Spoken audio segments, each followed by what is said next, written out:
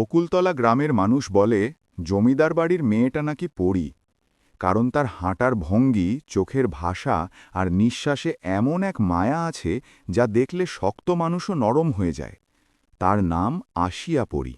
বকুলতলা গ্রামের মাঝখানে দাঁড়িয়ে থাকা সেই বিশাল জমিদার বাড়ি। লাল ইটের দেয়াল, লোহার ভারী ফটক আর ভেতরে ছায়াঘেরা উঠোন। এই বাড়ির মালিক জমিদার হায়দার আলী চৌধুরী। একসময় পুরো এলাকায় তার নাম শুনলে মানুষ মাথা নিচু করত। এখন বয়স হয়েছে, কিন্তু অহংকার এক চুলও কমেনি। আশিয়া তার একমাত্র মেয়ে। মা মারা গেছেন অনেক আগেই। সেই থেকে আশিয়া বড় হয়েছে শাসন, নিয়ম আর নীরবতার মধ্যে। সকালের রোদ যখন জমিদার বাড়ির উঠোনে পড়ে, আশিয়া তখন জানালার পাশে দাঁড়িয়ে দূরের মাঠের দিকে তাকিয়ে থাকে। সেখানে কৃষকেরা কাজ করে, হাসে, কথা বলে, যে স্বাধীনতা আশিয়ার নেই। সে মনে মনে বলে, আমি কি শুধু জমিদারের মেয়ে বলেই বন্দী? সেই সকালেই জমিদার বাড়িতে নতুন একজন কাজের ছেলে আসে। তার নাম রায়হান। গায়ের রং শ্যামলা, চোখে গভীর শান্ত ভাব। গ্রামের সাধারণ ছেলে, কিন্তু চোখে ছিল অদ্ভুত এক দৃঢ়তা। বাবা মারা যাওয়ার পর সংসারের দায়িত্ব তার কাঁধে। কাজের খোঁজে সে জমিদার বাড়িতে এসেছে। জমিদার হায়দার আলী রুক্ষ কণ্ঠে বললেন, কাজ জানিস তো, এখানে অলস লোক রাখি না। রায়হান মাথা নিচু করে বলল, হুজুর, কাজ জানি, বিশ্বাস দিলে প্রমাণ করব। জমিদার তাকে বাগানের দায়িত্ব দিলেন। সেদিন দুপুরে আশিয়া বাগানে নেমেছিল।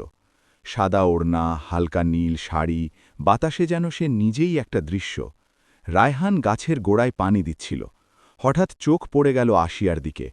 এক মুহূর্ত থমকে গেল সে। এত সুন্দর কাউকে সে কখনো কাছ থেকে দেখেনি। আশিয়া লক্ষ্য করল ছেলেটা তাকিয়ে আছে। সে কড়া গলায় বলল, এই যে, কাজ ফেলে তাকিয়ে আছো কেন? রায়হান দ্রুত চোখ নামিয়ে ফেলল। মাফ করবেন বিবি, ভুল হয়ে গেছে। আশিয়া চলে গেল, কিন্তু অদ্ভুতভাবে তার বুকের ভেতর কিছু একটা নড়ে উঠল। কেন জানি মনে হল এই ছেলেটা আলাদা। দিন যেতে লাগল। আশিয়া প্রায়ই বাগানে আসে, রায়হান চুপচাপ কাজ করে। কিন্তু নীরবতার মধ্যেই একটা অদৃশ্য টান তৈরি হতে থাকে। একদিন হঠাৎ ঝড় আসে। বাগানের পুরনো আম গাছ ভেঙে পড়তে যাচ্ছিল। আশিয়া তখন কাছেই ছিল। রায়হান দৌড়ে গিয়ে তাকে টেনে সরিয়ে নেয়। গাছটা ভেঙে পড়ে আর দুজনেই বেঁচে যায়। আশিয়া কাঁপা গলায় বলল, তুমি না থাকলে।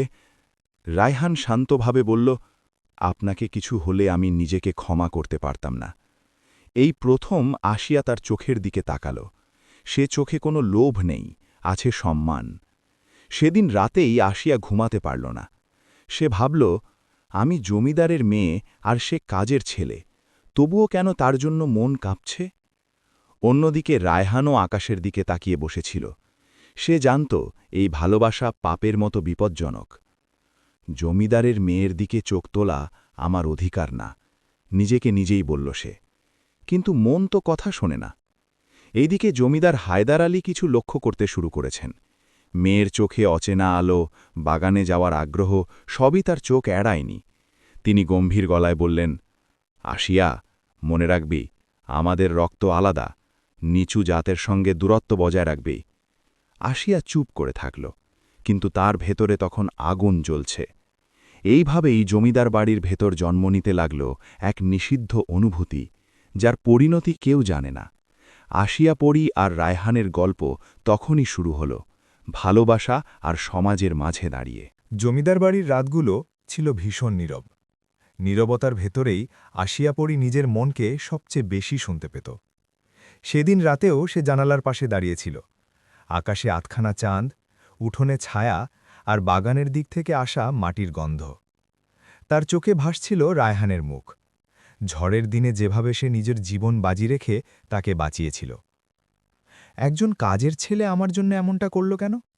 নিজেকে প্রশ্ন করল আশিয়া। কিন্তু মন কোনো যুক্তি মানতে চায় না। পরদিন সকাল, রায়হান বাগানে কাজ করছিল। হঠাৎ পিছন থেকে আশিয়ার কণ্ঠ, রায়হান। সে চমকে উঠল। জি বিবি? আশিয়া একটু থেমে বলল, সেদিন আমাকে বাঁচানোর জন্য ধন্যবাদ। রায়হান মাথা নিচু করে বলল, এটা ধন্যবাদ পাবার মতো কিছু না, মানুষ হিসেবে করেছিলাম। এই কথাটাই আশিয়ার বুকের ভেতর কেঁপে উঠল। মানুষ হিসেবে। এই শব্দ দুটো যেন তার জন্যই বলা। দিনের পর দিন ছোট ছোট কথায়, চোখের ইশারায় তাদের মধ্যে একটা নীরব সম্পর্ক তৈরি হতে লাগল। কেউ কিছু বলে না, তবুও সব বলা হয়ে যায়। আশিয়া যখন বাগানে আসে, রায়হান তখন কাজ একটু ধীরে করে। রায়হান যখন পানি দেয়, আশিয়া গাছের পাতায় হাত বুলিয়ে দেয়। সবাই দেখে, কিন্তু কেউ বোঝে না। একদিন বিকেলে আশিয়া বাগানের ভেতরের পুরনো কুয়োর পাশে দাঁড়িয়েছিল। হঠাৎ পা পিছলে পড়ে যেতে যাচ্ছিল। রায়হান ছুটে এসে তার হাত ধরে ফেলল। এক মুহূর্ত, দুজনের হাত একসাথে। আশিয়া হাত ছাড়াতে পারল না, রায়হানও না। চারপাশে শুধু বাতাসের শব্দ। আশিয়া ফিসফিস করে বলল, আমার হাত ছাড়ছ না কেন? রায়হান কাপা গলায় বলল, ভয় লাগছে, যদি পড়ে যান। আশিয়া ধীরে ধীরে হাত ছাড়িয়ে নিল, কিন্তু সেই স্পর্শ তার শরীর জুড়ে আগুন জ্বালিয়ে দিল। সেদিন রাতে আশিয়া আয়নার সামনে দাঁড়িয়ে নিজেকে দেখল। সে কি বদলে যাচ্ছে? আমি কি প্রেমে পড়ছি? এই প্রশ্নটাই তাকে ভয় পাইয়ে দিল। অন্যদিকে রায়হানের জীবনেও অশান্তি শুরু হল। রান্নাঘরের কাজের লোকেরা ফিসফিস করে কথা বলে। কাজের ছেলে বেশি সাহসী হয়ে উঠছে না? জমিদার বাড়ির মেয়ের দিকে তাকায়। রায়হান সব শুনেও চুপ থাকে। সে জানে, একটা ভুল তাকানোই তাকে এই বাড়ি থেকে বের করে দিতে পারে। তবুও মনকে থামাতে পারে না। একদিন জমিদার হায়দার আলী নিজে বাগানে এলেন। তার চোখে সন্দেহ। তিনি রায়হানকে ডাকলেন, এই ছেলে, তুই এখানে কতদিন ধরে কাজ করছিস? 3 মাস হুজুর। জমিদার কড়া গলায় বললেন, মেয়ের আশেপাশে বেশি ঘোরাঘুরি করিস না, মনে রাখবি, নিজের জায়গা। রায়হান মাথা নিচু করে বলল, জি হুজুর। কিন্তু সেই কথাগুলো আশিয়ার কানেও গেল। সেদিন সন্ধ্যায় আশিয়া প্রথমবার সাহস করে রায়হানের সামনে দাঁড়াল, বাগানের এক কোণে। আমার জন্য তুমি সমস্যায় পড়ছ? সে জিজ্ঞাসা করল। রায়হান দ্রুত বলল, না বিবি, আপনি কিছু ভাববেন না। আশিয়ার চোখ ভিজে উঠল। তুমি মিথ্যে বলছ, বাবা সন্দেহ করছে। রায়হান একটু চুপ থেকে বলল, আপনি জমিদারের মেয়ে, আর আমি কিছুই না। আমাদের মাঝে কথা হওয়াটাই ভুল। এই কথাটা আশিয়ার বুকের ছুরির মতো লাগল। তাহলে সেদিন আমার হাত ধরলে কেন? আশিয়া কাঁপা গলায় বলল। রায়হান চোখ নামিয়ে বলল, কারণ তখন আপনি শুধু জমিদারের মেয়ে ছিলেন না, আপনি একজন মানুষ ছিলেন। আশিয়ার চোখ দিয়ে পানি গড়িয়ে পড়ল। এই প্রথম সে বুঝল, এই ভালোবাসা সহজ না, এটা বিদ্রোহ। সেই রাতে জমিদার হায়দার আলী সিদ্ধান্ত নিলেন, আশিয়ার জন্য পাত্র খোঁজা হবে, বড়লোক, শহরের মানুষ। তিনি মনে মনে বললেন, জমিদারের মেয়ের ভাগ্য আমি নিজেই লিখব। আর দূরে কোথাও দাঁড়িয়ে রায়হান আকাশের দিকে তাকিয়ে ভাবল, এই ভালোবাসা যদি হারাই, তবুও মাথা উঁচু রেখেই হারাব। এইভাবেই আশিয়াপড়ি আর রায়হানের ভালোবাসা ঢুকে পড়ল সবচেয়ে কঠিন মোড়ে। বকুলতলা গ্রামে হঠাৎ করেই একটা গুঞ্জন ছড়িয়ে পড়ল। জমিদার হায়দার আলী চৌধুরীর মেয়ের জন্য পাত্র দেখা হচ্ছে। এই খবরটা আশিয়ার কানে আসতেই বুকের ভেতরটা ধক করে উঠল। সে জানত এই দিন আসবে, কিন্তু এত তাড়াতাড়ি? সেদিন দুপুরে শহর থেকে লোক এলো। পাত্রের নাম ফারুক আহমেদ, বড় ব্যবসায়ী পরিবারের ছেলে। দামি গাড়ি, ঘড়ি, কথা বলার মধ্যে অহংকার। আশিয়া পর্দার আড়াল থেকে সব দেখছিল। লোকটার চোখে সে শুধু নিজের দাম দেখল, মানুষ হিসেবে সম্মান নয়। জমিদার হায়দার আলী খুশি। তিনি গর্ব করে বললেন, আমার মেয়েকে রানী করে রাখবে। ফারুক হেসে বলল, হেমন মেয়ে আমার ঘরেই মানায়। এই কথাটা আশিয়ার গায়ে বিষের মতো লাগল। অন্যদিকে রায়হান এই খবর শুনে থমকে গেল। তার বুকের ভেতর চাপা কষ্ট জমতে লাগল। রান্নাঘরের এক কোণে বসে সে ভাবল, এটাই তো হওয়ার কথা, আমি কে? কিন্তু মন মানে না। সন্ধ্যায় আসিয়া বাবার সামনে দাঁড়াল, চোখে পানি, কিন্তু কণ্ঠে দৃঢ়তা। বাবা, আমি এই বিয়েতে রাজি না। জমিদার চমকে উঠলেন, কি বললি? আমি বলছি, আমি এই ছেলেটাকে বিয়ে করতে চাই না। জমিদারের চোখ রক্তবর্ণ। আমার ইচ্ছার বিরুদ্ধে যাবি? আমি মানুষ বাবা, পণ্যরা। এই কথাটা জমিদারের অহংকারে আঘাত করল। চুপ, তোর ভাগ্য আমি ঠিক করব। সেই রাতেই জমিদার রায়হানকে ডেকে পাঠালেন। বড় বৈঠকখানা, দেওয়ালে পুরনো বন্দুক, টাঙানো বংশের ছবি। রায়হান ঢুকতেই তার বুক কাঁপছিল। তুই আমার মেয়ের আশেপাশে কেন ঘোরাঘুরি করিস? জমিদার গর্জে উঠলেন। রায়হান মাথা নিচু করে বলল, আমি কোনো অন্যায় করিনি হুজুর। তোর সাহস কত বড়? জমিদার টেবিলে হাত মারলেন। মেয়ের দিকে তাকানোই অন্যায়। এই কথাগুলো ছুরির মতো বিদ্ধ করল। তুই ভুলে গেছিস তোর জায়গা কোথায়? রায়হানের চোখে পানি এসে গেল, তবুও কণ্ঠ শক্ত। আমি গরিব হতে পারি, কিন্তু অসম্মান করতে শিখিনি। ঘরে নিস্তব্ধতা নেমে এলো। জমিদার ঠান্ডা গলায় বললেন, কাল থেকেই তুই আর এখানে কাজ করবি না। এই খবর আশিয়ার কানে যেতেই সে দৌড়ে বাগানে এলো। রায়হান তখন তার জিনিসপত্র গুছাচ্ছিল। তুমি চলে যাচ্ছ? আশিয়া কাপা গলায় বলল। রায়হান মুখ তুলে তাকাল। হ্যাঁ, এটাই ঠিক। সব আমার জন্য? আশিয়ার চোখে জল। রায়হান ধীরে বলল, না, এটা সমাজের নিয়ম। তাহলে তুমি আমাকে ছেড়ে দেবে? আশিয়া বলল।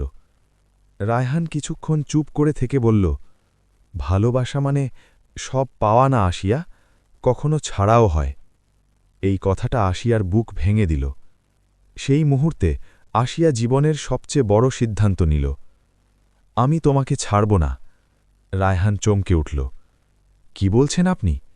আমি বাবার সামনে দাঁড়াব, যদি দরকার হয় সব ছেড়ে দেব। রায়হানের চোখে ভয়।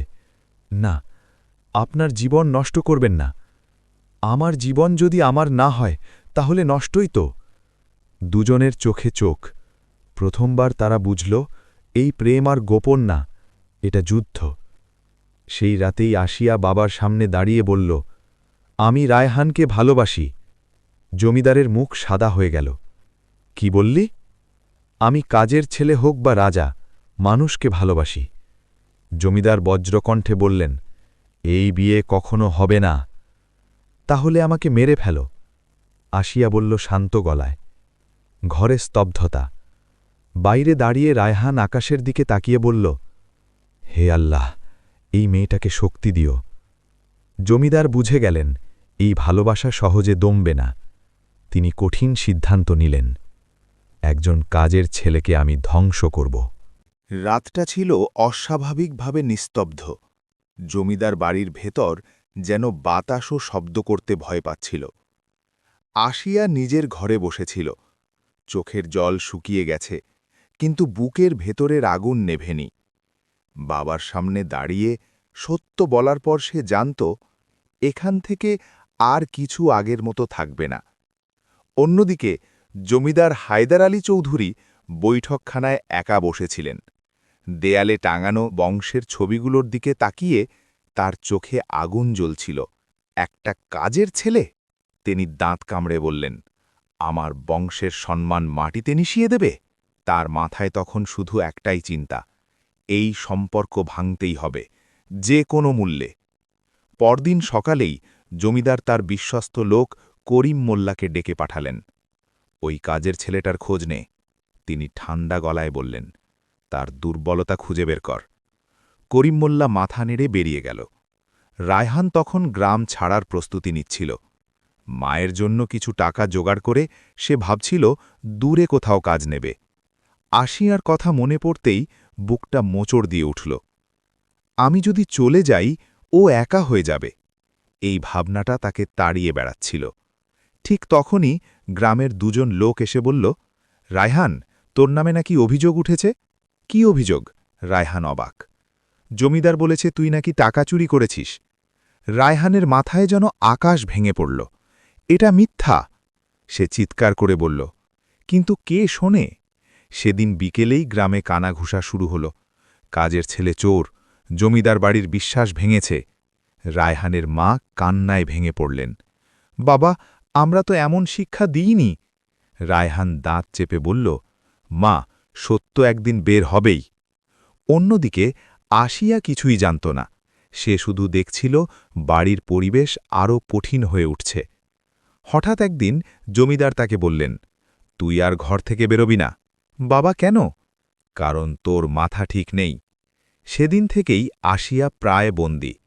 কয়েকদিন পর করিম মোল্লা জমিদারের কাছে খবর নিয়ে এলো। হুজুর, কাজ হয়ে গেছে। ছেলেটার নামে চুরির বদনাম ছড়িয়ে গেছে।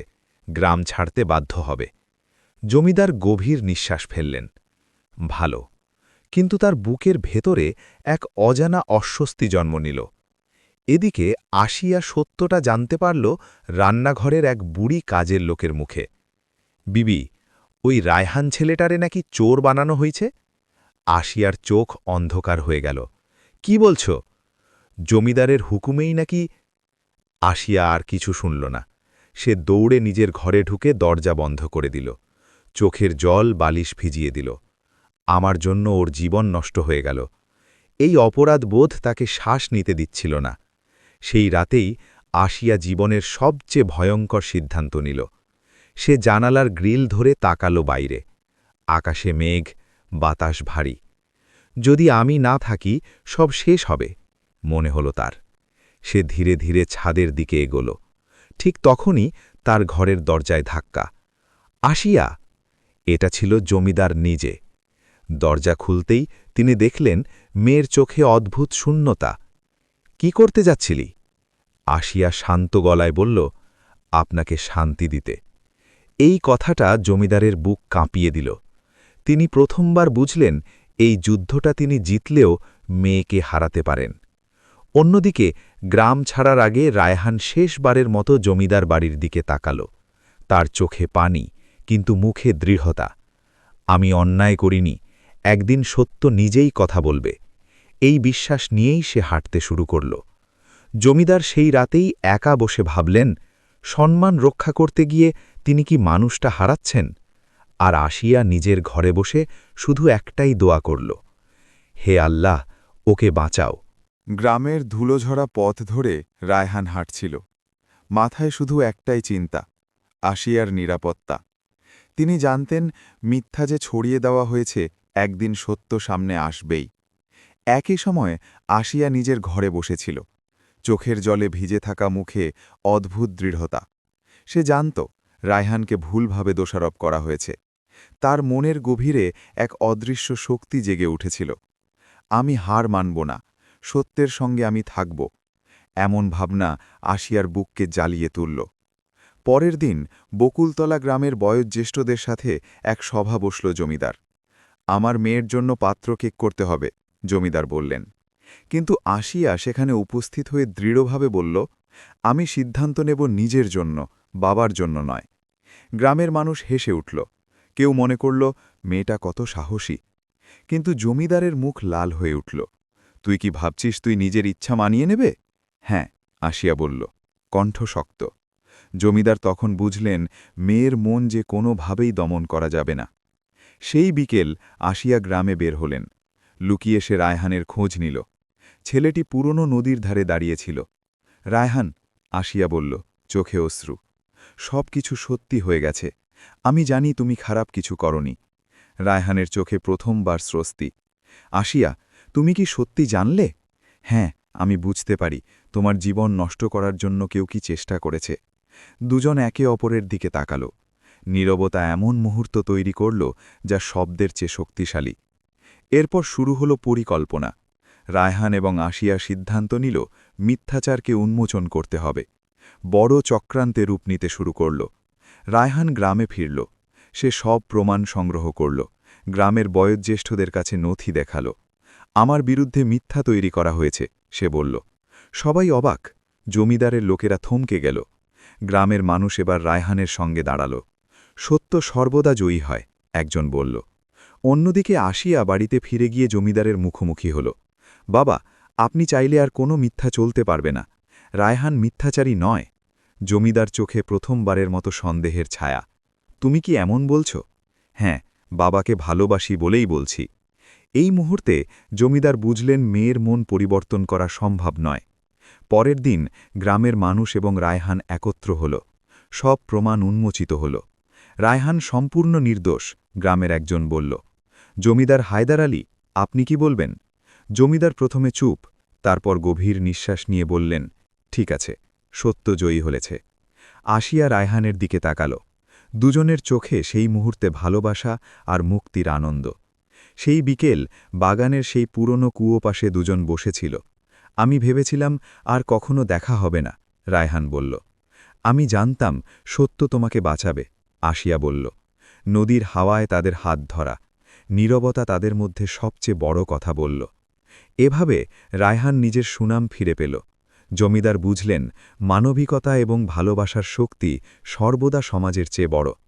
তোমরা দুজন একসাথে থাকো, জমিদার অবশেষে বললেন। আসিয়ার চোখে প্রথমবারে বাবা এবং ভালোবাসার সম্মিলন দেখা গেল।